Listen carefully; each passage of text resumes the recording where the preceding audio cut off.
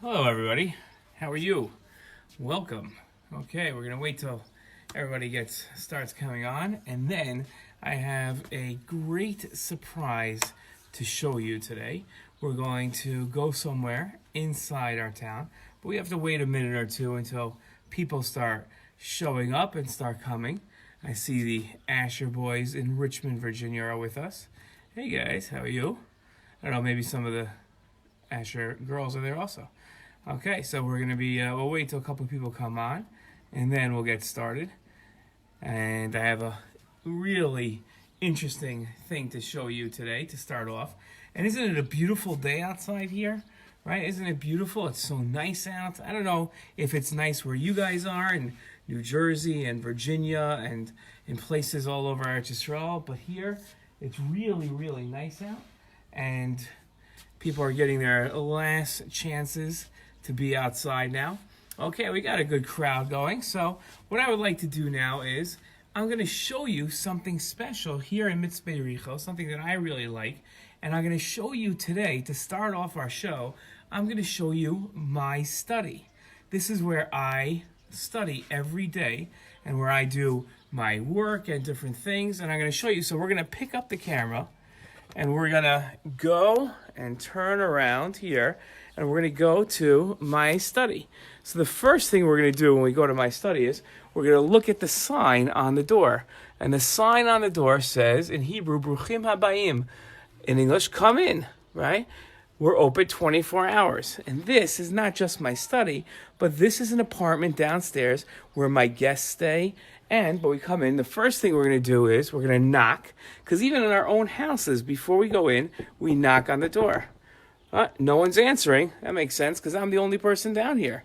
And we're going to kiss the mezuzah. Right, here's the mezuzah. We're going to give it a kiss. Today we have to be very careful about kissing the mezuzah. We can only kiss the mezuzah in our own house. And we have to be very careful to make sure that we wipe the mezuzah down so that we don't spread germs. That's very, very important. So now that we've knocked and we've kissed the mezuzah, we're going to go in. And this is my study. And you could see, okay, here we are, welcome. These are my Sfarim. Okay, these are my Sfarim. And you can see all around, and I have a couple of maps over there about where we were in America when we used to live in America. And we have a lot of Sfarim around. And here we have where I don't like to sit down when I learn and when I do work. So this is where my computer usually is and where I can learn Torah here. And I have pictures. These are pictures of things that were very special to me, of special people and special things. Like this is a picture of my son's bris. And this is a picture of something we do only once every 28 years. It's called Birchas HaChama. And up here are some of the covers of some of the books that I wrote. These are books that I wrote myself. And then here's a picture of what we're going to see tomorrow when I wrote a Sefer Torah. There's a picture of my Rebbe. Right, we all have a Rav and a Rebbe or a Moreh or a Morah. This is my Rebbe holding my son when he was very small. Remember, we saw him yesterday. He's a lot bigger now. And we have different things here, different little trinkets that I collect. And then one of the most important spots that I have in my study is this spot right here. And this spot, you can see I have a sitter and what's called a shtender. And this is where I daven. Usually you go to shul to daven, but the last couple of days we haven't been able to go to shul. So I come down here. These are my talis and tefillin are down here, in here. I put on my talis and tefillin, and I daven here. And then throughout the day, I can have a lot of these svarim I learned. We're going to look at those later, and some Rambams. And up on the top, all the way on the top, I have pictures of different things in my life and different people that I love and are very important to me. So I wanted to show you when we started off different things. Oh, and then one last thing I have here. I have a kitchen inside. This is where I learned. So in case I want to wash my hands or make some coffee, or I have my refrigerator here now my refrigerator is very funny because the refrigerator is usually full. But since this is my refrigerator, I like having seltzer and water. So all I have really in my refrigerator is seltzer and water. So that's my study. So I wanted to show you my study and where I spend most of my day. And that's where I spend most of my day. So I'm glad I was able to show that to you before we started our story and let you see things. By the way, you want to see something really funny? You see these houses over there? There are little boys, I know them, who are watching us right now from inside those houses. They're from the Moses. You guys ready for a great story?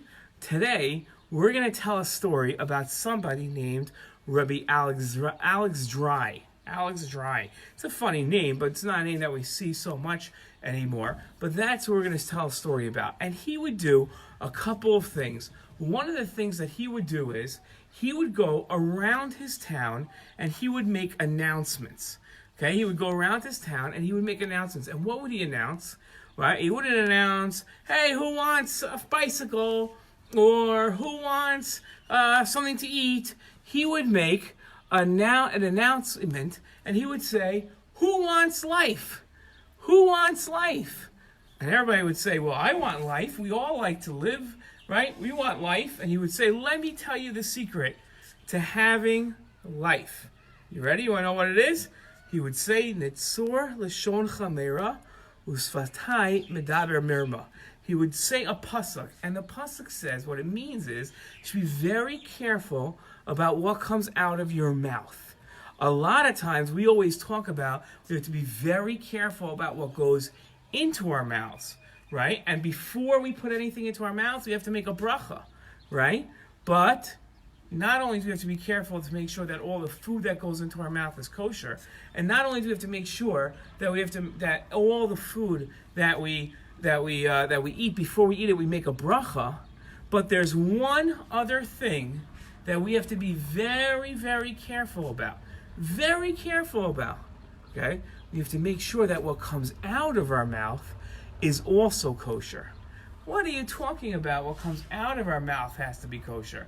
Well, we don't have anything, like a cough. We don't have a kosher cough. What does that mean? Nope, I'm not talking about a cough. A sneeze?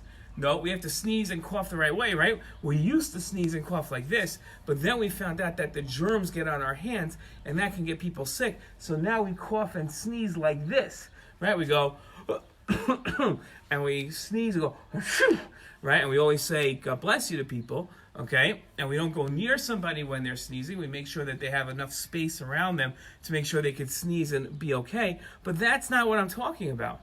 We have to make sure that the words we use are kosher. Words that are kosher? I've never heard of words that aren't kosher. That's probably what you're thinking about. What's a non-kosher word? Well, let me tell you.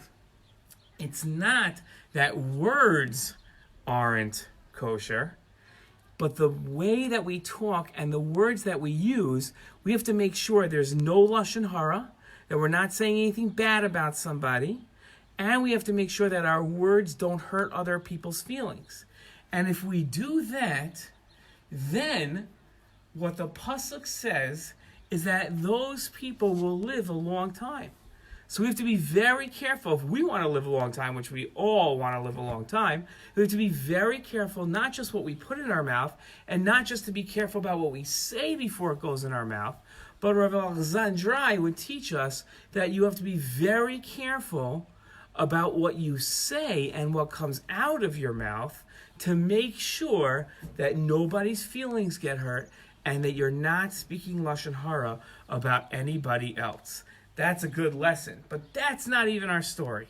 Our story is about that person, about Rav Alexandrai, who would go around and say, who wants life? And then would teach them this lesson. That's the type of person he was, and he lived here in Eretz Yisrael. This is where he lived. He lived here in Eretz Yisrael. And he told a story to his students. And that story that he told to his students is the story that I want to tell you. Okay? That's the story that I want to tell you, is the story that he told his students. Are you ready for this story? Let me tell you this story. This is a great, great story. It's an amazing story. It's an absolutely amazing story. It used to be, in the times when he lived, a long, long time ago, a very long time ago, there were no cars, there were no trains, there were no planes, there weren't trucks, nothing like that. People got around and they would move heavy stuff with donkeys. Donkeys. Do you know that there's people that live around here that still use donkeys to move heavy things? Around here, we have people called Bedouins. And Bedouins, sometimes they don't have a car, and they still use donkeys. They take them on the road. You're driving in your car, and next to you can see a donkey. They go much slower than our cars. Not so much slower than my car, but slower than other people's cars. And they walk alongside the road, and they have a lot of stuff. And donkeys are very, very strong. You can ride on a donkey, and you could put a lot of stuff on a donkey. So people, when they wanted to go from place to place, they would put a ton of stuff on their donkeys. They would load their donkeys up with stuff. Now, every once in a while, sometimes a donkey would be very tired, and the donkey would not be able to carry all the stuff that a person had. And sometimes the donkey would walk around and he'd be, oh, so tired. And he wouldn't say that because donkeys don't talk. But you could look at his face and you could see the donkey would be very drowsy. Very, very drowsy. And that's when you knew the donkey was tired, and you really should give the donkey a break. But sometimes people don't realize how tired their donkeys are, and they would keep on riding them. So, there's a special mitzvah in the Torah. A special mitzvah. We don't get to do this mitzvah that much because we don't have donkeys. But there's a special mitzvah in the Torah that when you see somebody on their donkey, and their donkey is so tired that it just falls down, or it goes down and lies down on the ground, and the owner of the donkey is like, come on, donkey, come on, let's go. Maybe he's giving it a little hit to get it to go, and the donkey won't move. It's a mitzvah for you to rearrange the packages on this other person's donkey to help them out to get the donkey to move a little. Because sometimes if you just move the packages around, it's a little more comfortable for the donkey. But sometimes it's very hard for a person to do that by themselves, so they have to get somebody else's help to move the packages and then make it easier for the donkey. Okay, so Rabbi Alexandrai was telling his students about two people on the same road, both with donkeys, and both had a lot of things on their donkeys. And they're going down the road. I don't know what noise donkeys make, but they make some sort of noise when you're riding your donkey. And they're riding their donkey, and one of the men, let's give them names. One of the men is named Ruvain, and the other man is named Shimon.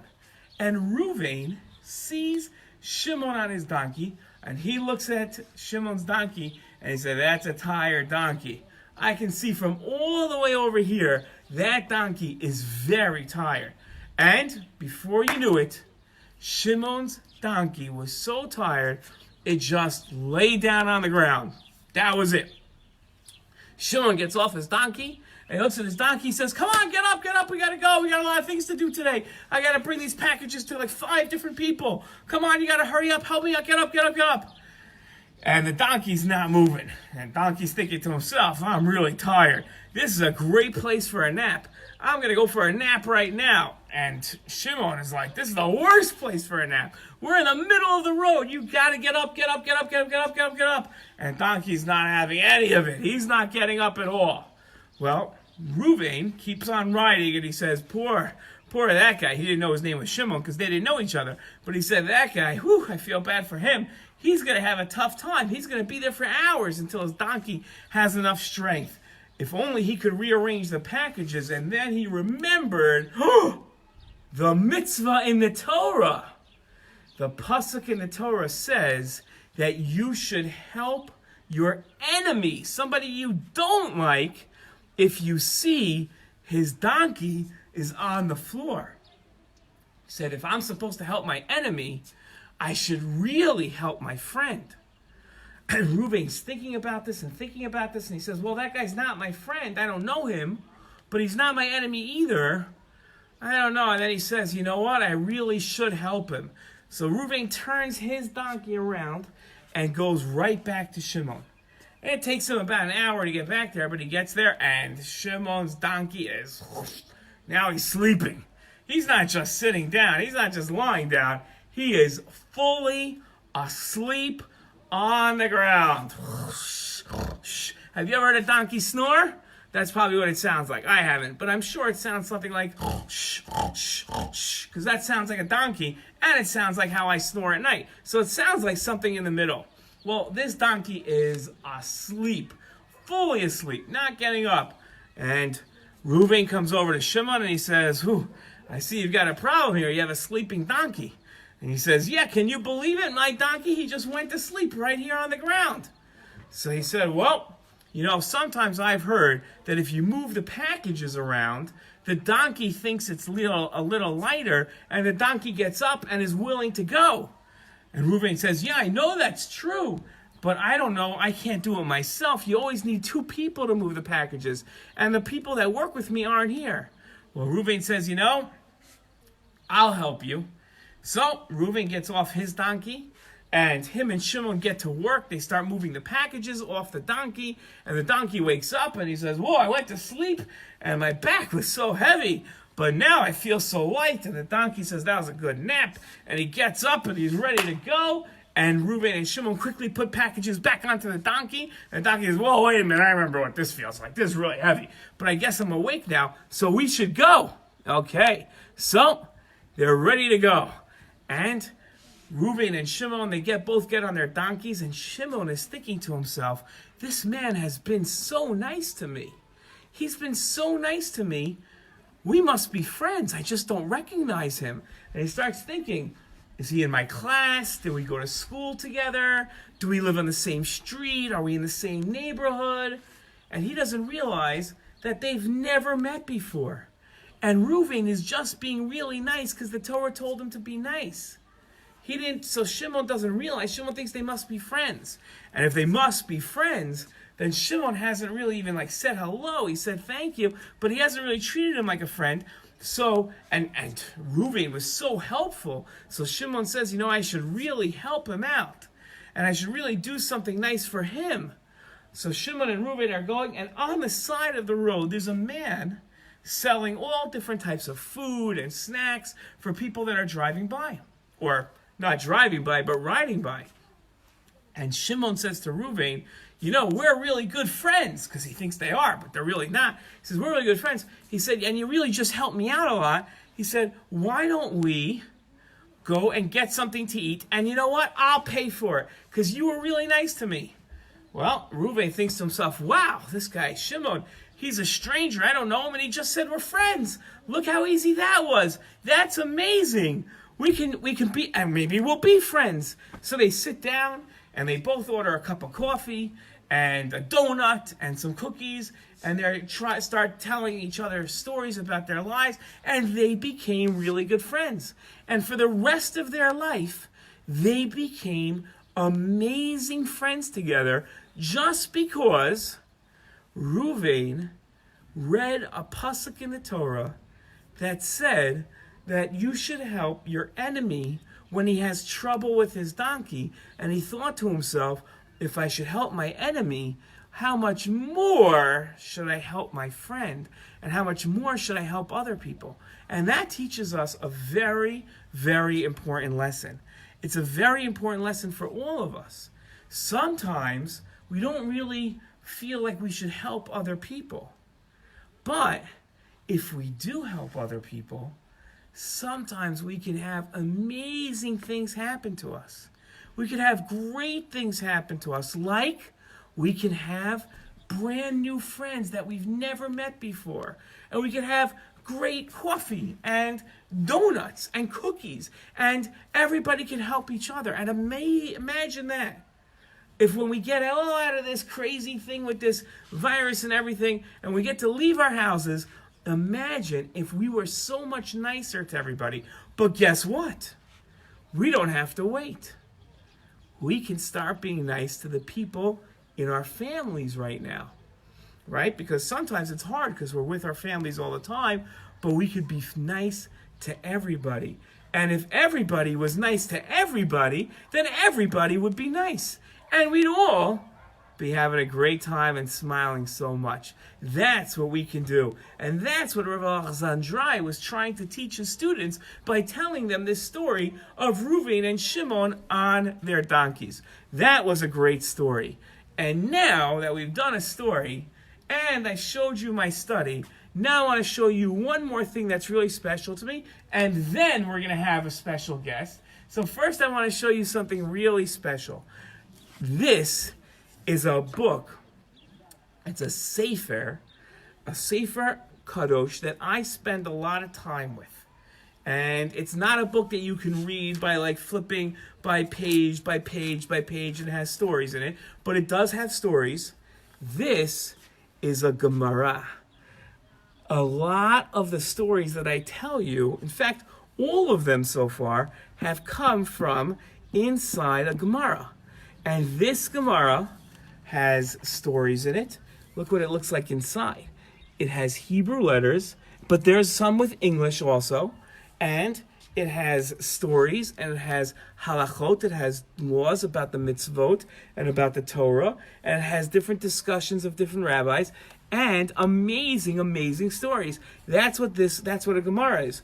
And a Gomorrah has, it looks like Hebrew letters, right? Let me bring it up really close. But it's not written really in Hebrew, it just uses Hebrew letters. But it's really written in an old language that's only spoken in a very few places today called Aramaic. I don't even know if you've heard of that language before. So it sounds like Hebrew, and the language is written with Hebrew letters, but it's not really Hebrew. But on the side in Hebrew are two really big rabbis' words that they wrote. On the inside of the page are Rashi's words. And the outside of the page are Rashi's grandchildren's words, who are called Tosfot. And that's here. And that's what a Gemara looks like. And I wanted to show this to you because I spend a lot of time learning Gemara, and I figured you'd want to see it. In fact, in the beginning of the book, it has like a really fancy design, and it has my name in Hebrew that I wrote just in case I ever lose my Gemara. Then I'll be able to get it back because somebody will open it up and say, I should return it to this person.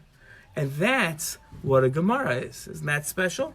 Okay, now before we end off for today and before we end our show, I want to introduce you to somebody who's very special. Every day so far on our show, at the end of the show, I've introduced you to one of my children. And there's only two left that you haven't met. So today, you're going to meet my daughter Naomi, who's coming down the steps right here, right now, who's waited very patiently. Here's Naomi, my daughter. You see? This is my daughter Naomi. Naomi is not my oldest. She's not my second oldest. She's not my third oldest. Naomi is my fourth child. She's my daughter, Naomi, and she came. And how old are you, Naomi? Are you 12? No. Not 12. You must be 20. No. You're not 20. I thought we just had your 20th birthday. How old are you? I'm 15. 15? Do you go to school still? No, not anymore. Oh, not anymore, not today. Today, her teacher sent her schoolwork to her computer. But what grade were you in when you were in school? And what grade are you really still in? In 10th grade. 10th grade. That's 10th grade. So if like you're in Kita Hey in 5th grade, that means you've got 5 more grades to go. And if you're in Kita Aleph, you've got 9 more grades to go. So Naomi, did you have a question? Yeah. What's How your do question? we know if Hashem really answers our tefillah? Ooh, that's a very good question, Naomi. How do we know if Hashem really answers our tefillot? That's a very good question. Can I answer your question? Yeah. Okay, great. Let me tell you, a lot of times we don't know if Hashem answers our tefillot because Hashem doesn't, we don't say, Hashem, can I have some ice cream? And Hashem says yes or no, right? We don't hear the answer from Hashem. But Hashem hears all of our tefillot. When we dive into Hashem, He hears every single word that we say. Every single word that we say, Hashem knows what we're saying. And sometimes Hashem says yes and gives us what we want. And sometimes He doesn't. And sometimes we have to wait. And sometimes Hashem says, you know what, you asked for something. Let's see if you do mitzvot now and you can earn what you asked for. So now a lot of us are davening that we get to go back to school, and we get to go back to our friends, and then we go to everybody should have a refuah shlema. Everybody should feel better. Some of us know people who are sick, or people far away are sick, and we don't get an answer right away. We haven't gotten a yes right away, but we believe that Hashem listens to every tefillah, and it's very important that we talk to Hashem. So yes, Hashem does listen, and Hashem does answer our tefillot, just not always to us the same way that if we ask our parents or our teacher something, we usually get an answer like this. Now, we thank you so much for coming on our show. Guys, thank you very much for watching. And tomorrow night we'll be on again, or tomorrow in the morning, depending on where you are in the world right now. We'll be on again, and I can't wait to see you then. Shalom to all.